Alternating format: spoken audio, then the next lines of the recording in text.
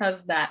Hello, hello, hello. So we are with Gabriela Fundora today. That's nice. We call her Sweet Poison. She made her pro debut last May after a super successful amateur career, and since then she has felt three other times. So 4 times this year. She's a prospect, a star, a rising star in the USA in the boxing environment.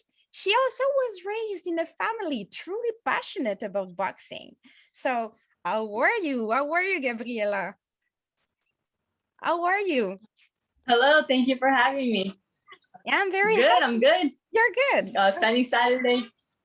Oh yeah, that's it. I see all your gloves at the back, your rival gloves. Yeah. Oh, you have a collection. This is Not just beautiful. not. I started adding to the collection, but it's my brothers too, mine and my brothers. I think Ross Amber will be very happy to see that when you watch the interview. I'm so happy you joined me today for this chat about boxing, okay? Because people, they already know your brother Sebastian for sure, because Sebastian is always on the BBC boxing cards and so on. But you come from an entire family of boxers, right? Yeah. Yes. My mom was a boxer. My dad was boxed. My older brother Sebastian, not only Sebastian, but my brother Alberto boxed before too, and my other brother Freddie. It's a whole boxing Everyone family. is. Do you have sisters, or you're the only girl? No, I have a little sister. She's in training right now. Oh yeah. She's 7 years old, so she's She's still a little starting. for She's amateur. starting. But Yes. next year she's gonna. Next year she's starting. Yep. Okay. Yes, ma'am. How did you start boxing? When did you start boxing? Was it just to copy paste what your older brothers were doing, or were you really interested in doing it? And at what age did you start yourself? Well, I started at 6 years old, and I actually started because I saw my mom. My mom was training at the time, so I was always watching her box, and I always watched her do her movements and her whole routine. And I always thought, like, I as a little kid, and even now, I look up to my mom, and I'm like, dang, that's awesome. I want to do that. I want to hit people in the face. You were already No, you were already in the gym with her, watching her. So you tried to imitate yes, her at the beginning, and then they decided to train you. yes, yep. I always watched her, and I kind of wanted that already. Like, it was before it was actually just gonna be like either I do gymnastics or boxing, and I'm like, no, boxing, it looks way more fun. And everyone in the family was doing it, so it's a way to share something with the family, right? To be a Yes, part of it, of the yes, thing, the big thing. very much. Yes, that's awesome. Like, you you had a very prolific and successful amateur career, yeah, right? How many fights did you have as an amateur? I'm guesstimating. I didn't really actually count them, but I'm gonna say like over 50 fights Yeah, okay, as an quite a lot. amateur. Yeah, and you won the Junior Yes, Olympics twice, I think, the nationals. You were ranked first. You earned and you won a lot of prizes and medals as an amateur. But like the pandemic came at a very weird moment for you in your amateur career, because it was right before the transition between the juniors and the seniors for you, and everything got canceled, the continental qualifiers and everything to qualify properly to the Olympics. Was it the reason everything shut why down. was it the reason why you decided to turn pro in May, or because you couldn't go to the Olympics or try to qualify to the Olympics? Well, we were already transitioning from amateur to pro, so that was like, and all that stuff that happened to the amateurs, and it's sad, but it was like, okay, that wasn't the road I was taking anymore. I was turning into the pro road already. So when we're May was the perfect opportunity and the perfect time. They gave us the spotlight to almost just, okay, we're gonna just put you in, and you know what, it all happens out for a reason. And it's sad that some stuff did happen that that I was a senior during the time the pandemic first hit, so I didn't get to really do an actual graduation, go to prom, do all those other stuff that Yes. you know, as a senior you get to do. So, but it was okay. You know what? Everything, like I said before, everything happens for a reason. So, and it didn't really bother me too much because I train in my backyard. So That's true. nothing really new. It's like I don't really go anywhere.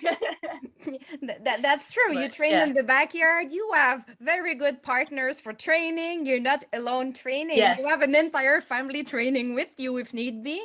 So it was fine. So you were ready to turn pro and you decided the timing was good for you. And it was so you got your first fight in on the undercard of it was on the undercard of Brandon Figueroa, I think, right? Yes. And you got the knockdown during that fight, during your pro debut fight. You got a knockdown very early in the fight. You won by UD at the end, but it was very impressive to see that knockdown. It was a very very hard punch, combination of punches, and I was like, oh, she is serious. I mean, it's not. It was very interesting to see. How did you feel during all this pro debut? You know, all that day or that week, that fight week. How was it for you? It was such almost like a rush, like of excitement, because you everything was. I mean, it was happening where the pandemic was, so we had to follow guidelines and Yes. certain rules, like we couldn't go out.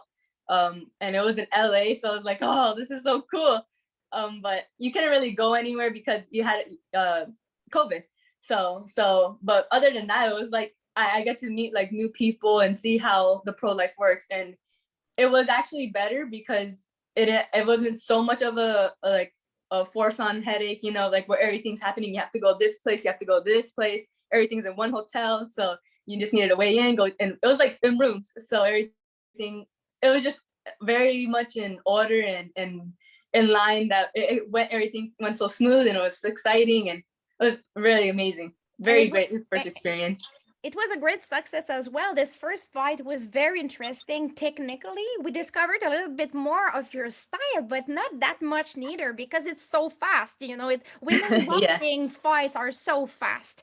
Yes. Can you talk to us a little bit about your style? Not your style, because you have many styles, I'm pretty sure, and it's very old fashioned to say, oh, we have only one style of boxing. You adapt a lot, but you're a real boxer, in my opinion. You're a real boxer. You like to box. That's what I see from you so far. Well, I mean, you know, the main thing of boxing is to hit and not get hit. So I try to practice that every single time. And every time I go into the ring, I step into the ring, I always want to make sure, okay, let me tag this girl and let me come out nice. You know, you still gotta look good for interviews. So you can't mess up the face. No, Yeah, but that's true. That's true. The main purpose is like a chess game, eh? You yeah, have to be very tricky and do your things and sneaky and go and succeed and without losing too much. Without yes, losing of too course. much of your Yeah. beautiful face and your Yeah, of course. that's But true. like you said, I do plan, like I try to be boxing and I want to be precise on which punch I throw. I don't want to just go and just bomb rush the girl and end up getting hit, running into fire, you know. We You see don't a want to do lot that. because of the 2 minute rounds. We see a lot of women fighting like that still, you know, being rushed in throwing punches, a lot of punches, getting tired very early because of Yeah, this. And I yeah. was chatting, you know, last week with the French boxer Hilem Mekaled, and she was telling me now I'm changing my strategy. Instead of punching that much, I want to punch better. So I think what you're saying is a little bit of Yes. this. You don't want to punch too much, useless punches. You want your punches to have a purpose in a certain way. That's mainly Yes, especially since it's 2 minutes. yes, exactly. Um, Especially since it's, no, yeah. go. Oh, sorry. No, but like saying, especially since it's 2 minutes, you have to be fast, and you have to throw. You're gonna have to throw more punches with that time limit that they give you. But you just also want to be smart. you don't want to just go in, like I said before, you don't want to just go into fire. But this knockdown you had at your pro debut showed as well that you had power, not only stamina, not only speed and stamina, that you had power. And later in your other fights, we saw that power as well, because of course the second fight you had was more it was more like a 50-50 fight. It was maybe more like you won by points as well, but more equal maybe between the two boxers. But then you had two other fights with, and you won by way of knockout both, you know, so it was very impressive. um do you try with who do you practice in general when you have to find a sparring partner in California where you are? Like, you have plenty of good boxers around, girls and boys. When you choose a sparring partner with your family, your dad, or your dad is your coach right now, so like if when Yeah. you choose a sparring partner, is there a strategy usually, or do you choose the best one, or you choose a strategic partner to practice something in specifically? Well, we've had usually the same sparring partner since my amateurs, so that hasn't really changed much. I usually have to spar girls that are heavier than me, Yeah. because the ones actually my weight, they're either in the competition, so it doesn't make sense to spar them when I'm gonna fight them either later on in the future or near. So, or it's just that, not to like brag or anything, but it's just they can't take my power. It doesn't last. It's usually just there for like testing, or just Mhm. to test, and which is fine. That's come to me though. But usually we've had the same sparring partner for a while now, for going on like 6-7 years. So that hasn't changed, and it really doesn't change. Maybe if anything, what we usually do to accommodate is kind of just see how we watch the person that we're gonna fight, and then we kind of accommodate, and we'll ask our sparring partner to kind of like simulate what our opponent's gonna do. Yeah. Okay. Yes, I do understand. So always depending who's the opponent, or what do you want to practice, and or oh, you fought last time. Maybe your dad say, "Oh, I don't like this. We will work on this." So that's how you used to you create a strategy for what's Yeah. coming next. Okay. You're young. You're so young. When we are young, at your age, usually, okay, you're 19, I think. Yes. Okay. When you're 19, young girls, what they do is not going to the gym 6 days a week or 7 days a week, and like trying to not diet, but like be careful about what we eat. And that's not what they do. They go out, they start their life, they date, they eat junk food. What are the sacrifices you have to first of all, do you consider it a sacrifice to have that kind of lifestyle, very strict lifestyle, or is it for you just normal and you don't mind at all about it? We've been doing this since I was 6 years old, so it's never it hasn't ever been a struggle for me. It's something that I love to do, and this is just my passion, and this is my goal. So this has never been a struggle. But I'd say, I guess the most is running, but that's not really, because it's part of a job, and just like every single job, you have to work Monday.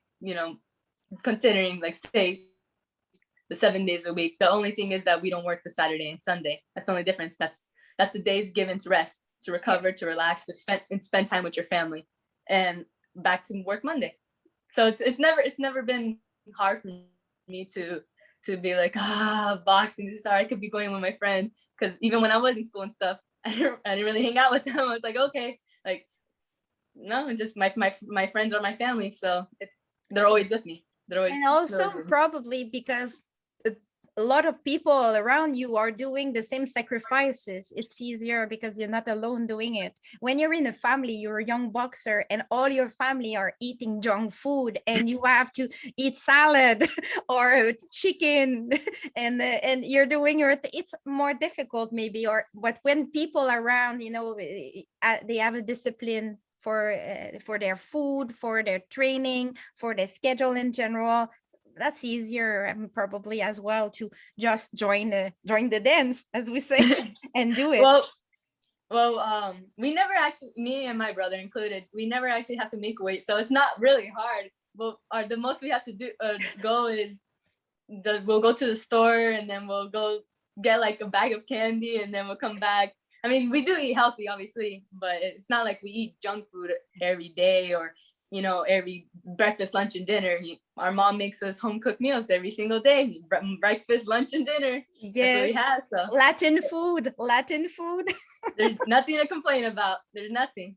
That was my last question. My next question. I wanted to know about the weight cut. Because you're built, you and your brother, and I don't know about your other brothers and sisters, but you and your brother, you are not built on the same frame as everyone. And it is like your brother is a giant, very slim giant. You are as well, very tall and very slim, so much taller than your opponents. It's I was wondering, do you need to do weight to try to, do you have a weight cut, or you always on the target easily? You just answered, you say I never have to wait to do the weight, any weight cut, so you can have your normal routine and just be okay with this. But like this, what are the okay, about this, like this size, your frame, and your brother's frame, obviously, what does it give you? What advantages does it give you, this size, and what can be the problems you may face because of it? I'm asking. Well, it's because we since we walk at what we fight at, we're always there strong. We come in strong. It's not like we're losing 20 pounds, 30 pounds, even 10. We're not losing that weight. We're just, all we're doing is working on top of that. We're just putting, how most people have to, like in training camp, they'll lose the weight first to then start building on their strength and all that other stuff. No, we just, from the very start, we just go and build on our strength, build on our speed, stamina, all of above. No dehydration. So I guess that's what makes it different from most. No, exactly. But like when your opponent is very short, obviously you have to adapt, or they have to adapt to you. Or like, what is the risk when there's a height difference like this? Someone is way taller, as an example. It's only a risk if you make it. That's where the training camp comes in, as you adjust to who your opponent is. So I mean, if you're not ready to fight someone that's like me, I'm 5'8". So if you're not ready to fight someone that's 5 feet, then what was the whole training camp for? So you got to be prepared. You can't just come in there blindly. Exactly, because the short fighters, they will probably try to fight shorter, even to force you to go down. So you prepare to that in training camps. They are short and they will fight compact because they want you to go down.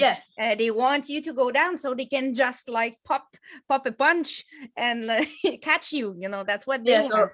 Or in my case, or even in my brother's or my case, they tend to think that, let me go on the inside, let me fight in the inside. And even it showed many times that, go ahead, fight in the inside. This is what we're training for. We prepared for. We know this, that most people try to fight in the inside, thinking that, let me break his body down. My brother loves fighting in the inside. So we train for all terrain. Yes, your strategy is built on that partly, not only that, but partly. And you're so tall, it's complicated for the opponent, but you're also a southpaw. So this is even more complicated, even more complicated for them. Poor opponents. I'm so sad for them in advance, because you are a puzzle for them. They have to solve it. And you're very well prepared. So of course, when you're well prepared and you have this advantage of being a southpaw and this size advantage that allows size, and also the fact that you're always on target, for the weight, no dehydration. It's so you're fully relaxed, and you know, you're not in a rush on fight day, or the previous day at weigh-ins to, you know, to gain 5 pounds very fast to be at your best. You're okay. You just go and have a nap, train a little bit, and you're okay for the following day, for the fight day. This is interesting. I really like this, and I think people, they will find this even more interesting when they know you better, you know, as a fighter. This is so different, and the same as your brother. When your brother fights, as the same people, they are like very surprised, and they're, who is this guy with that frame, you know? You're the same. You're built on the same frame. That's so interesting. That I really like it. What do you think about the 3-minute rounds? I'm asking everyone, what do you think about the 3-minute rounds for women as a pro? You know, I think when before, I mean, in amateurs it was like 2-minute rounds. I think it was around 2-minute rounds too. So I was like, okay, this is quick, but at least it didn't really get to showcase me. So when I first went in, I was thinking that we had 3-minute rounds in female boxing as professionals. And when I found out that we did 2 minutes again, I'm like, this is even harder. So three minutes would be amazing, because you don't get to see a lot of knockouts in women's boxing, and True. And it has a lot of it has to do with the fact that it's only 2 minutes. You can't do so much in 2 minutes, you know. But if you were to get the 3-minute rounds, you see a lot more, and then that it'll change the perspective of women's boxing, and saying that, oh, it's just women's boxing. You know, most people are like, whatever, change the channel. I don't really care about it. Women's boxing, they don't have no power. They don't have this. They don't have that. Because you're not giving us the resources that we need to showcase our abilities and showcase that what we actually had and what we trained for. We train all this 3-4 month camp, and just to be done in 6 minutes or 10 minutes, you know? So it's like, okay, it doesn't add up. It's not to scale. Yes, that's true. And sometimes, you know, as I said before, women, they will rush their punches and become tired very fast, because they are rushing to try to get the knockout or to showcase what they can do, instead of just establishing quietly themselves into the fight, and like take their time to just show their strategy, you know, to have a real strategy. And that's mainly it. So the time is not the same, and it's difficult to compare men and women as long as the length of the rounds are different. You are you could fight in many categories with your size. You could be a fly, a super fly, a bantam. Who are you right now? Because I saw that you made some fights as a super fly, as a flyweight, right? But you're like tall, like you could be easily a bantamweight. What is the target for you in the next years? Do you want to switch from one category to another, a bit like Senisa Estrada is doing? You know, she's in between 3 categories of weight, because you can do 112, you can do 118. You can see what's your favorite category? It's right now I'm walking at like 112, so that's what I fight at right now. It's just whatever. If next year we just jump up on weight, then we go with our weight, whichever, you know. With women it's always different, because we're always gonna gain weight as we get older, and you know it's gonna be like our set weight. So whatever I weigh what I weigh. Yeah, exactly. I weighed this. So you're at the lowest category you can do. You're on target with 112 right now with the flyweight category. But of course, as you say, when you're gonna age, you're gonna have opportunities in other categories because you're tall. It helps you. Some women, they don't have this opportunity. Some men neither, because they are short. If you're 5 foot, right, and you can move at the lowest category, but you can go down and up. I mean, your size, being a flyweight right now, you can grow, you can be a bantamweight in 2 years. We don't know. I mean, it would be, and come back to the maybe superfly after. Do you have a role model right now in boxing, active boxing, a female or male, doesn't matter? Is there a boxer you really admire and you say, oh, this boxer is so complete. I would like, this is the target I have. I want to be like this or a bit like this.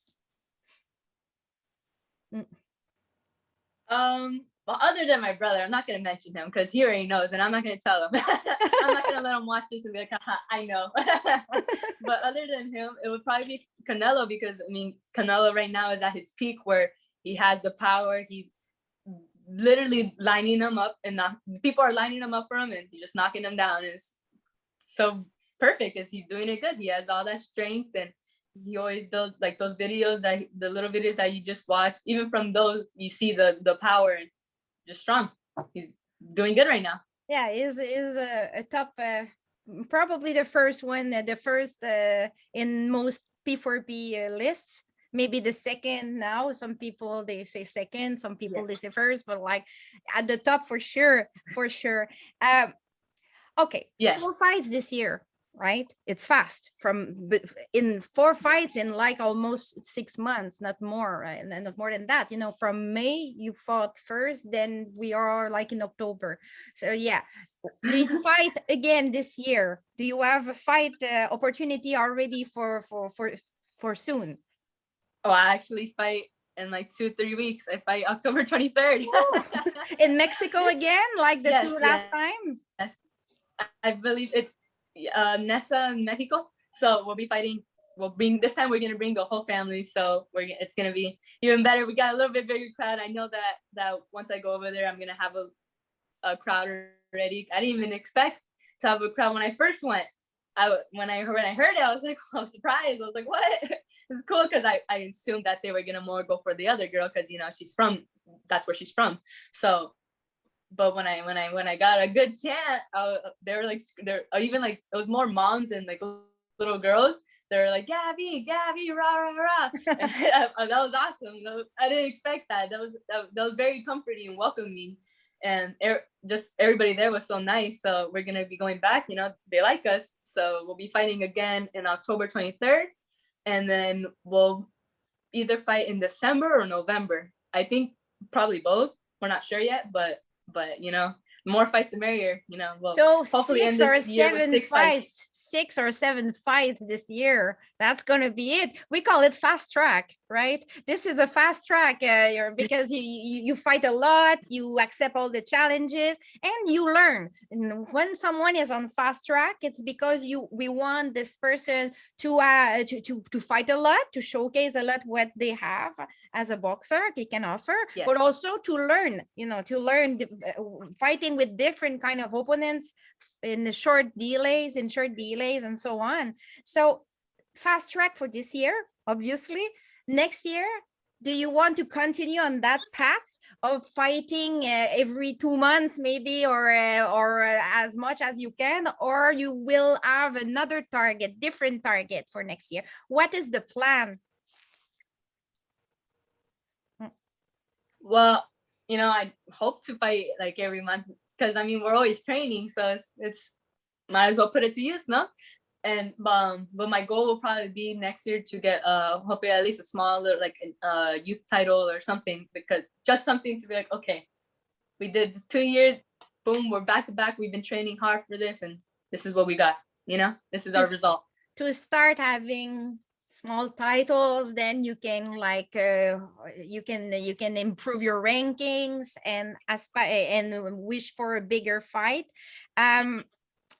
It's very interesting. Do you have a promoter right now, or you're free as a bird? I have Samson. Samson is my promoter, Samson Litwitz. Oh yeah, that's true. So he's my promoter. Agent, promoter, a promoter, and so on. So right now, so they find you fights everywhere. They find you fights everywhere. So if someone wants you, they call them, and you're ready. You're fight ready all the time. So that's what's nice with you. You're fight ready all the time. Do you take vacation sometimes or never? These past couple fights I haven't. There was no, especially since we're fighting back to back. But usually when I have like at least a month in between, like it was from I believe July to the, or it was July after July's fight, after my second fight, I took like a week off, and even so, the week off is like, okay, the first day is good, relax. The second day, and by the third day, when the third day comes, it's like, okay, I need to go back to training. I'm bored. There's nothing to do. You're bored. You're bored. This is why we call it a lifestyle, right? This is exactly why we call it a lifestyle. When it's not a lifestyle, it's not a part of your life. It's like, I have to do it. I have to do it. There's a kind of negativity around this, even if you like the gym life, you still have, but in your case, it's such a lifestyle that like you're even bored during vacation and go back to it. Yeah, and I can't even sneak in just like to do bag. And my dad's like, no, you have to take a break, relax. You can come back Monday. I'm like, oh, okay. You fought mainly, so far you fought mainly in the US and Mexico. Would you be willing, if they offer you an opportunity to fight, as an example, in England? Is it? Yeah, is of course. Of course. That's amazing. Let's go. Let's do it. I would like to fight. I would like to fight around the whole world, and not just be secluded to one area, but I want to be known throughout the whole world. So getting able a chance to fight in England and China, anywhere, is just amazing, and that's a great opportunity. And it'll be amazing that they've even considered me and welcomed me in.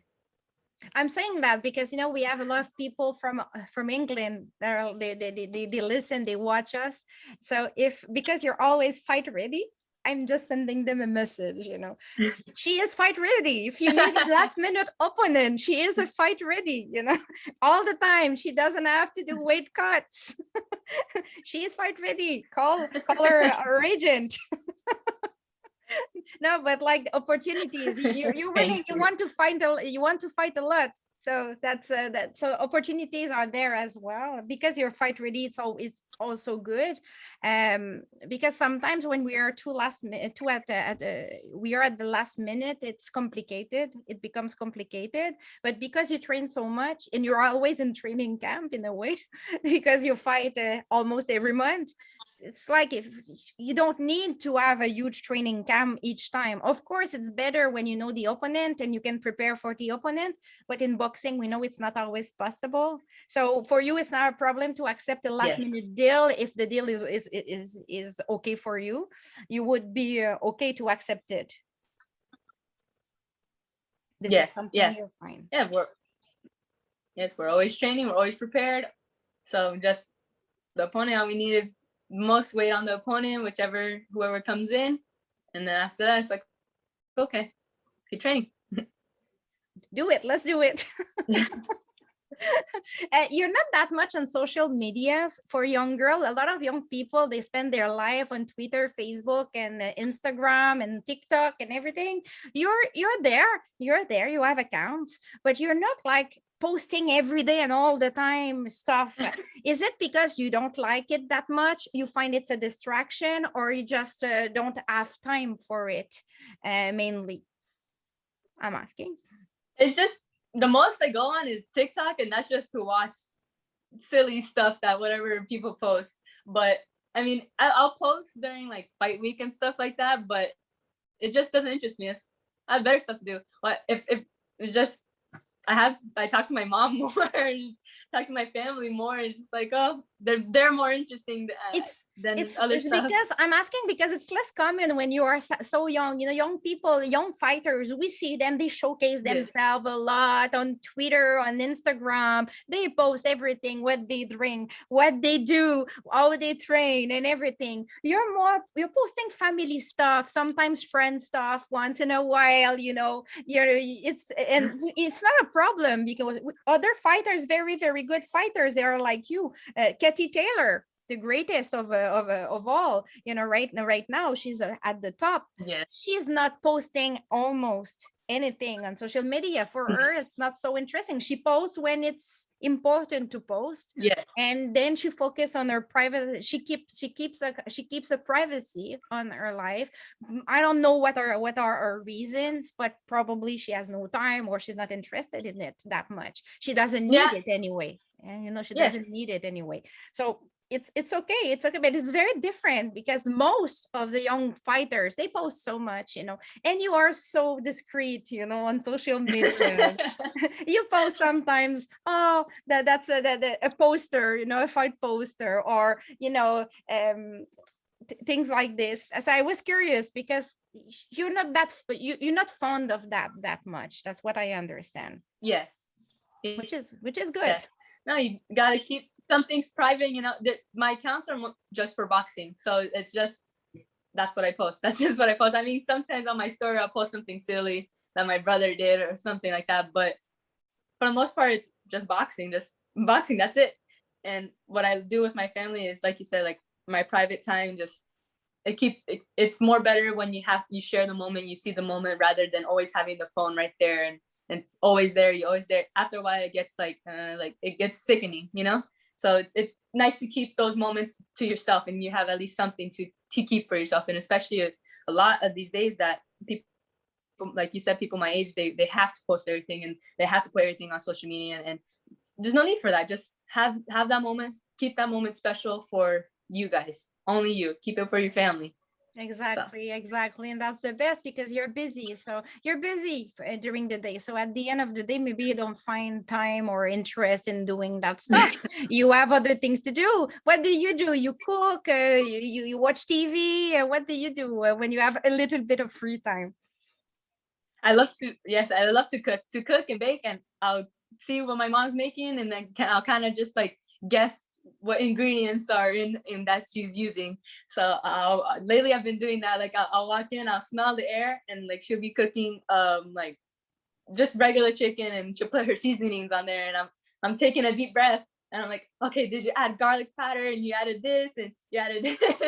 So that's what I've been doing lately. But I just to bake, I make my shirts now. So That's I'll nice, be using beautiful. a Cricut machine. Oh yeah. Yes, I'll do Cricut machines, and I'll start printing out my logos that I need and the colors I need. I'm like today I'm gonna go get my shirts that I need to make for October 23rd.